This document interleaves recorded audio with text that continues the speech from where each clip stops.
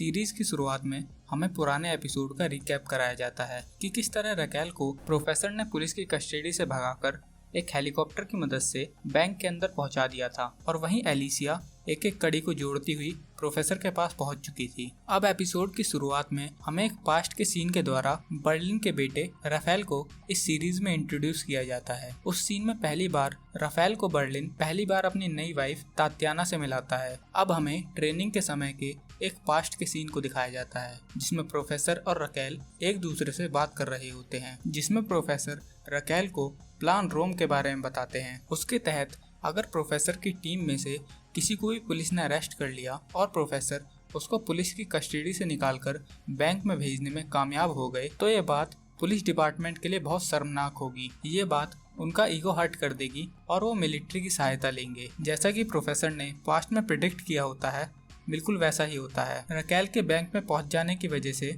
तमायो का ego hurt हो जाता है और वो मिलिट्री को बुलाने का फैसला लेता है। रकेल को रोम प्लान के बारे में सब कुछ पता था, इस वजह से वो बैंक में जाते ही सोने के पिघलाने वाले काम को रुकवाने का ऑर्डर देती है और सभी टीम मेंबर्स से वहां से निकलने की तैयारी करने को कहती है। और वो हेलीकॉप्टर जिसकी मदद से रकेल बैंक में घुसी थी, उसका पायलट यानी मार्सिलिया अब भी खतरे में था, क्योंकि अब भी पुलिस लगातार उसका पीछा कर रही थी। बैंक के अंदर डेनवर और मोनिका का रिश्ता और ज्यादा खराब हो रहा था, क्योंकि जूलिया आर्तुरो पर गोली चला देती है जिसमें डेनवर उसके फेवर में होता है और मोनिका उसके अगेंस्ट में। अब रकेल प्रोफेसर को कांटेक्ट करने की कोशिश करती है, मगर प्रोफेसर को सियारा ने बंदी बना लिया था, इस वजह से वो जवाब नहीं देते। सियारा प्रोफेसर से इस बात की जानकारी निकालने की कोशिश करती है कि वो लोग बैंक के अंदर से सोना कैसे निकालेंगे। प्रोफेसर जब इस बात को बताने से मना करते हैं तो सियारा प्रोफेसर के पैर में शूट कर देती है। इस वजह से प्रोफेसर सियारा को बताते हैं कि वो सोने को पिघलाकर उसको बहुत छोटे छोटे दानों में कन्वर्ट कर रहे हैं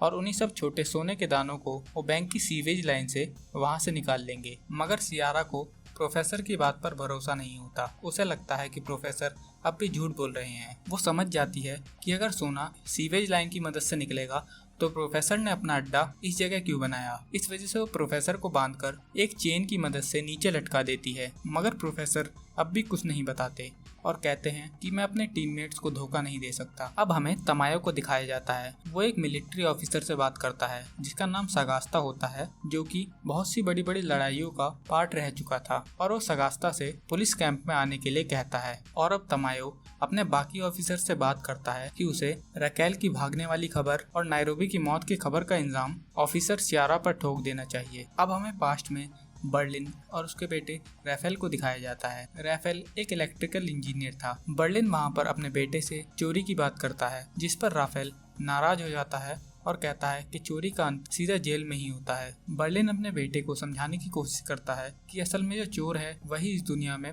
पूरी फ्रीडम से जी सकता है, बाकी लोग तो अपने मंडे टू फ्राइडे की दुनिया में पूरी तरह से कैद हैं। अब हमें पास्ट जिसमें प्रोफेसर बाकी टीममेट्स की क्लास ले रहे थे और प्रेजेंट जिसमें मार्सिलिया उस हेलीकॉप्टर में बैठकर दूर जा रहा था, दोनों सीन्स को एक साथ दिखाया जाता है। मार्सिलिया उस हेलीकॉप्टर को एक फार्म में उतार देता है और कुछ ही देर में वहां पर पुलिस आ जाती है। पुलिस फार्म में खड़े दो लोगों से बातचीत करने लगती है। वो दोनों लोग प्रोफेसर की टीम में ही होते हैं। वो पुलिस को बताते हैं कि वो आदमी एक कार में बैठकर चला गया। तभी पास्ट में प्रोफेसर एक लाल कलर की वॉल्वो कार की फोटो दिखाते हैं। ये वही वॉल्वो कार थी जिसमें रकेल को पुलिस से छुड़ाकर ले जाया गया था। उस कार की फोटो सीसीटीवी की कवरेज में आ गई थी। इस वजह से प्रेजेंट में तमायो अपने ऑफिसर्स के द्वारा उन लोगों से पूछता है कि क्या वो लाल कलर की वॉल्वो थी, और वो दोनों कहते हैं कि हाँ, वो लाल वॉल्वो ही थी। इस वजह से सभी पुलिस वाले तमायो के ऑर्डर पर उस वॉल्वो कार को फॉलो करने लगते हैं। उस वॉल्वो कार को रोकने के लिए पुलिस पूरी तरह से घेराबंदी कर चुकी होती है। पुलिस उस कार का टायर ब्लास्ट करके उस कार को रोकती है और उसमें से एक आदमी निकलता है और वो कार से निकलते ही कहता है कि उनके पास मेरी वाइफ है, उन्होंने उसे लॉन में जाते वक्त किडनैप कर लिया था। और हमें इसी सीन को पास्ट में दिखाया जाता है कि रकेल को ले जाते वक्त इसकी वाइफ को किडनैप कर लिया था। कर्नल प्रिया तो समझ जाता है कि प्रोफेसर दोबारा बाजी जीत चुका है और प्रोफेसर की टीम के दोनों लोग वहां से मार्सिलिया को भी ले जाते हैं। अब रकेल दोबारा प्रोफेसर को कांटेक्ट करती है, मगर इस बार सियारा प्रोफेसर से कॉल रिसीव करवा देती है। प्रोफेसर बताते हैं कि अब सब कुछ खत्म हो चुका है, उन लोगों को इस जगह का पता चल चुका है और प्रोफेसर अपने सभी टीममेट्स से इस चोरी को हारने की वजह से सॉरी कहते हैं। सब लोग इस बात से टूट जाते हैं कि कि अब प्रोफेसर को पकड़ लिया गया है। टोक्यो रकेल से पूछती है कि कोई प्लान भी जरूर होगा, मगर रकेल कहती है कि प्रोफेसर ने अपने लिए कोई प्लान भी नहीं बनाया, सिर्फ प्लान ए की मदद से ही सोने को बाहर निकाला जा सकता है। और तभी कर्नल तमाया द्वारा बुलाई गई मिलिट्री भी वहां पर पहुंच जाती है और बैकग्राउंड में टोक्यो की आवाज आती है जो कहती है कि शायद अब हम अपनी फैमिलीज और दोस्तों से अलग हो रहे हैं और शायद इस चोरी का अंत यहीं पर हो जाए। और इस एंड पर यह एपिसोड खत्म हो जाता है।